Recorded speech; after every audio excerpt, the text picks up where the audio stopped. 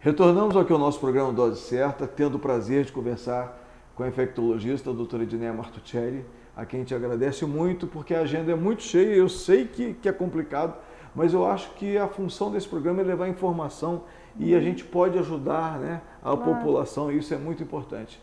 Edneia, a gente tem visto algumas pessoas perguntarem, já me perguntaram, se essa história de Zika, isso é verdade ou se isso é só mais uma história, que isso não acontece em Teresópolis, que minha cunhada está grávida, eu não preciso me preocupar com isso. A gente não tem nenhum caso de Zika vírus notificado. Nós tivemos Eu posso te interrompendo? Pode, à vontade. No Rio de Janeiro já tem? Vários casos, vários casos. Na, Eu não na, tenho o na número capital, exato. Na capital. em Campos, também deve ser, Exata, no em Campos, na Nordeste. capital, na região litorânea, há vários casos. Então, assim, da mesma forma que a dengue não era uma realidade para Teresópolis, ela pode vir a ser. Tivemos um único caso, e aí eu até ouvi, não, já temos microcefalia na cidade, por conta da questão da Zika vírus. E o que aconteceu foi que houve sim um caso notificado de microcefalia numa gestante. Ela teve o bebê no Hospital das Clínicas, foi transferida para um hospital do Rio de Janeiro, porque o bebê precisava de acompanhamento por UTI. Pela necessidade clínica da criança. Pela necessidade clínica da criança. Mas foi feita toda a investigação pelo Instituto Fernandes Filgueiras da Fundação Oswaldo Cruz. E não foi constatado a correlação entre a microcefalia e o Zika vírus. Era uma paciente que tinha um pré-natal com 3 consultas apenas, e ao final da gestação, com algumas condições clínicas que levavam a crer que poderia ter contribuído para essa microcefalia, e aí não houve nenhuma associação. De Zika vírus nós tivemos esse caso, e ontem à tarde, assim, tivemos uma outra suspeita que o colega investigou, né? E na verdade ele afastou o Zika, ele está com diagnóstico de dengue, mas vai se confirmar ainda. Isso é uma coisa interessante. Quais são os primeiros sintomas? Dá para distinguir dengue de chikungunya, de Zika vírus? Para uma pessoa que não é médica, que é leiga, é fácil isso ou é difícil? Não, na verdade não é difícil, assim,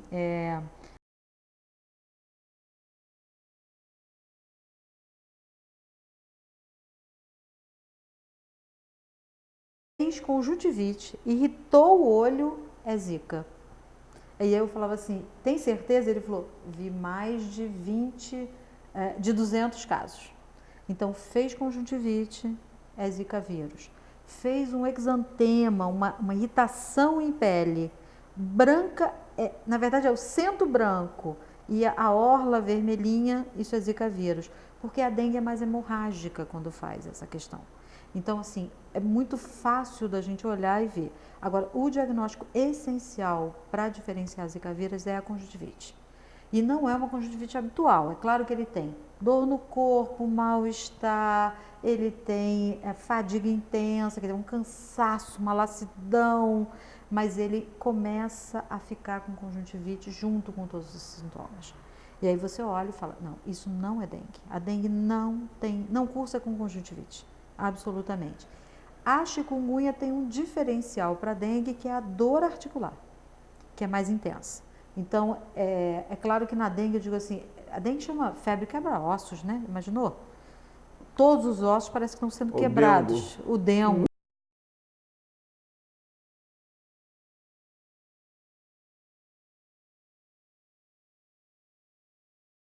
A dengue, ela tem essa característica da dor intensa em todos os ossos.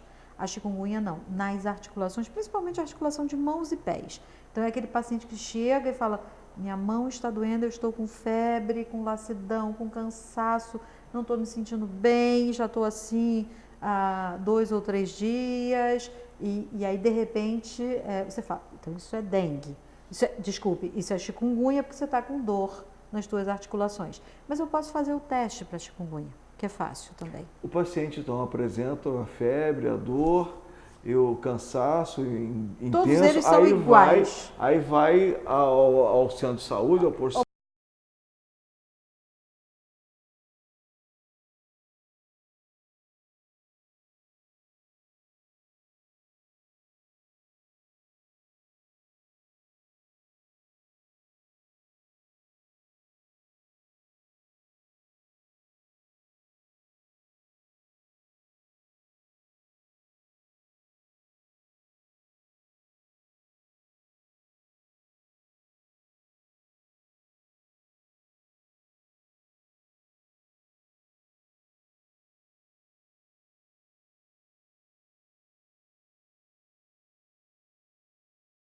é feita. habitual. Tanto é que é um centro de excelência que recebe esse...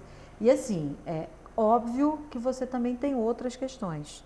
Então, qual é o nível de infestação daquela casa, daquela pessoa para o Aedes? Tem Aedes nessa região? Não tem? Então, assim, Teresópolis hoje não tem nenhum caso de Zika, na verdade, confirmado. Então, é muito difícil que a gente possa ter microcefalia associada. Você sabe se na região serrana já tem? Não, nenhum caso. Falando da microcefalia, a microcefalia sempre existiu, Sim, né? sim. Por outras infecções congênitas, Exatamente. por uso de drogas, mas ela é uma patologia conhecida. Possível. Conhecida da classe médica. Exatamente. Então as pessoas não têm que, às vezes, se arvorar e ficar mais preocupadas nesse caso que você relatou Exatamente. há pouco tempo agora. Exatamente. O que a gente vê é que assim, o diagnóstico na África de microcefalia, ele não é feito. Então,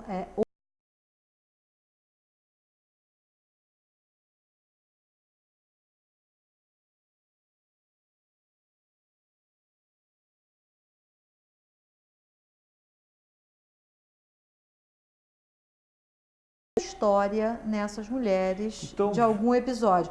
Porque tem um pequeno detalhe que eu esqueci. Só 20% das pessoas que contraírem o Zika vírus terão sintomas. isso é importante ser dito. Quer dizer, ela pode passar desapercebida. Completamente. Então, por que a preocupação do Ministério da Saúde com as gestantes? Porque é um protocolo para a prevenção de Zika entre gestantes. Essa microcefalia, óbvio, ela está ligada à infecção nos primeiros 3 meses, que é quando está se desenvolvendo esse cérebro e a caixa craniana dessa criança. A microcefalia é o quê? É o não crescimento do cérebro? Isso. Ou é o não crescimento da calota? Do cérebro. Mas é lógico que, consequentemente, e consequentemente a calota não... reduz. Entendi. Né? Mas é especialmente do cérebro.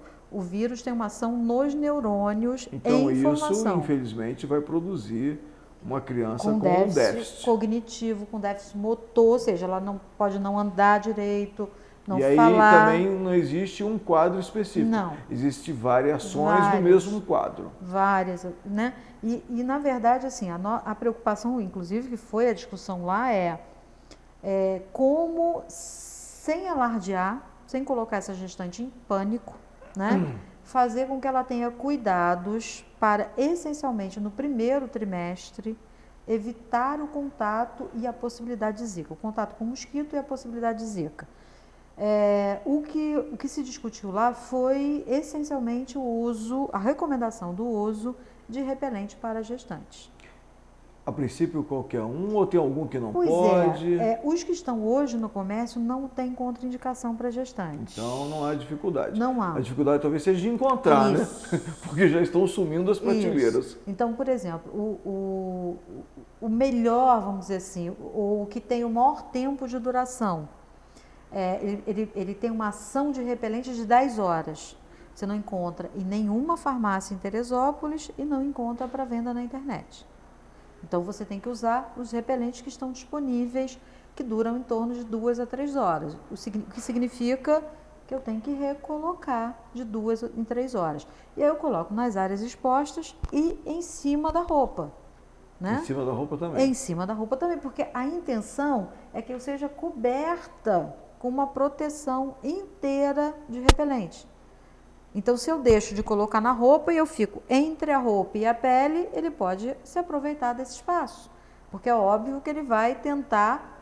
ele precisa de... Na verdade, ele não, né? Ela. A fêmea precisa do sangue humano para fazer a oviposição, para garantir que tenha cria. Então, ela dá qualquer jeito. Ela é mãe, eu costumo dizer. Ela vai fazer qualquer negócio para manter a sua prole. É da natureza dela. É da natureza dela, não é culpa do mosquito. Então, na verdade, assim, a gente precisa rever. Houve uma proposta de produção do repelente pelo Exército, pelas Forças Armadas. E as próprias Forças Armadas falaram da sua impossibilidade de produzir, porque eles entram em selva, etc, e usam repelente que é produzido, por exemplo, pela farmácia do Exército. Mas eles disseram que é impossível produzir em tão curto tempo para o país inteiro. Existe repelente natural? Você sabe de alguma coisa? Olha, lá nesse encontro não Porque lá em foi Manaus colocado. sempre deve... Não foi colocado especificamente a eficiência para o mosquito. Uhum. O representante da farmácia do Exército trouxe um dos repelentes que eles usam para entrada na floresta, porque a gente também tem o Aedes transmitindo febre amarela. A gente tem que lembrar disso, né? Está associado a um tipo de Aedes, especialmente em floresta. A gente não tem mais, graças ao Oswaldo Cruz, baniu isso do Rio de Janeiro e do Brasil. Que coisa, né? No século... 18 para 19, há 2 né? séculos atrás, ele conseguiu fazer um milagre praticamente. Mas ele invadiu a casa das pessoas, né? Não tinha essa conversa dos 10 minutos e do faxinaço. O Estado vai fazer o faxinaço na sua casa. E aí, se você não abrir, eu trago a polícia e te prendo. Então, era uma medida drástica, radicalíssima. Eu acho que hoje a gente não precisa de tanto, né? Acho que a população tem esclarecimento, tem a possibilidade de fazer na sua casa e ao redor dela e conversar com seus vizinhos, né? Eu digo que as associações de moradores têm um papel importante hoje, né? Se cada uma delas chamar a atenção da sua própria comunidade e pedir, vamos fazer aí o dia D do faxinaço na nossa comunidade. Não precisa ser o sábado anterior, dia 12 de outubro. Precisa ser todos os sábados, porque naturalmente alguém vai jogar de novo o lixo no lugar inadequado. E aí é claro que a gente conversa sobre isso, mas essencialmente tem que tirar o lixo dali, né? Então, a coleta de lixo é do Estado, como eu digo, tem um papel do Estado, tem que coletar lixo com regularidade, mas essencialmente eu acho que a população tem um papel importante. Agora, são doenças que, assim, vão assumir aspectos importantes, porque o que nós temos percebido, e aí eu me coloco como população, é que o clima ele tem aumentado progressivamente ao longo desses anos. A gente acabou de ver agora essa conferência em Paris, né? Isso. Quer dizer, é um assunto que realmente... Né? E aí a multiplicação do mosquito vai ser feita, as pessoas circulam muito, e graças a Deus que elas circulam muito, porque isso demonstra também melhoria da qualidade de vida, poder aquisitivo. Mas, por outro lado, é como eu disse, eu fui a Cabo Frio, que é ali, e voltei com dengue. Quem diz que eu não peguei um mosquitinho desse aí, ou ele me pegou, né? E aí eu me responsabilizo por uma transmissão. E isso, Rio de Janeiro, Niterói, etc. Existe alguma outra forma de transmissão da dengue, do chikungunya e do Zika, além da picada do mosquito? Olha, não. Houve uma discussão grande lá sobre a questão de lágrima, de saliva, de sexual. E assim, a princípio, nenhuma delas ainda confirmada, né? Especialmente da Zika. Da dengue não há nenhuma dúvida que não tem, mas especialmente da Zika, a transfusão sanguínea, a questão da transmissão por beijo, por saliva. Nada disso foi confirmado ainda. Não foi confirmado. Como ela é uma doença que no Brasil é recente, é óbvio que a gente afirma que até o momento não há nenhuma transmissão por outro meio que não seja a picada do mosquito. Mas é óbvio que eu tenho certeza que vai continuar se acompanhando esse processo para ter absoluta certeza disso. Quem encabeça hoje essa pesquisa toda no Brasil? Hoje a Fundação Oswaldo Cruz é quem está responsável, o Instituto de Pesquisa Evandro Chagas, né, o IPEC, que na verdade hoje é IFE, é o Instituto Federal de Infectologia, e ele vem se dedicando a isso desde o Ebola. Sim, né? A questão do Ebola, a referência do Ebola no Rio de Janeiro, etc, etc. Então, esse grupo ele vem se dedicando. E esse grupo ele tem hoje convênios com a África. Então, você tem Escola de Saúde Pública em Angola, que é uma cooperação do governo africano com o governo brasileiro. Você tem na Universidade Nova Lisboa, no Instituto de Medicina Tropical de Portugal. E aí a gente pensa... Medicina tropical em Portugal, né? É porque tem tantos países, né, que são da África, que por acaso é uma ex-professora aqui da Escola de Medicina, a professora Zulmira, que é a vice-diretora, para você ter ideia de como essa coordenação ela é articulada. Porque o que ocorre no Brasil certamente impacta nos outros países. E o que ocorre na África hoje, a gente não pode mundo. mais dizer que passa desapercebido. A gente já percebeu. AIDS, ebola. Então, na área da infecto é um mundo, né? É um mundo, essa que é a verdade. E a África é um continente muito grande, com algumas áreas desbravadas. Então, você não E sabe o que outras vai nem encontrar. tanto, e muita Isso, dificuldade social. isso. Assim, próprio vírus, o Zika vírus, quer dizer, é uma descoberta nova, recente, e que impacta no nosso país grandemente. A gente não tem casos, por exemplo, nos Estados Unidos, mas no nosso país está muito preocupante. Nós tivemos mais de 1.500 casos notificados de microcefalia, com alguns associados ao Zika vírus. Então, assim, não dá para ignorar mais, né? A gente vai para um breve intervalo e ao retornarmos vamos falar dos cuidados que a gente deve ter para tentar evitar pegar o Zika vírus.